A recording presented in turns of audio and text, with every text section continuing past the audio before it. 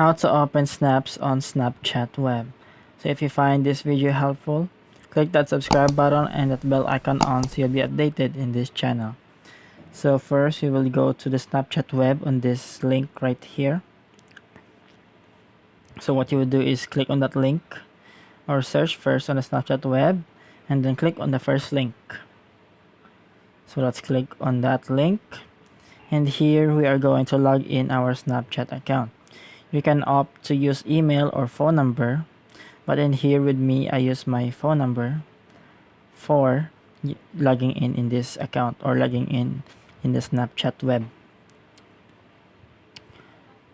So typing in my number, and after that you are required to puzzle or to do the puzzle of verification here to confirm that you are a person and not a robot. So click on next. After that, you can now easily type in your password, and after typing in your password you can now go in or log into your Snapchat account. So there is a prompt here that you would confirm in Snapchat.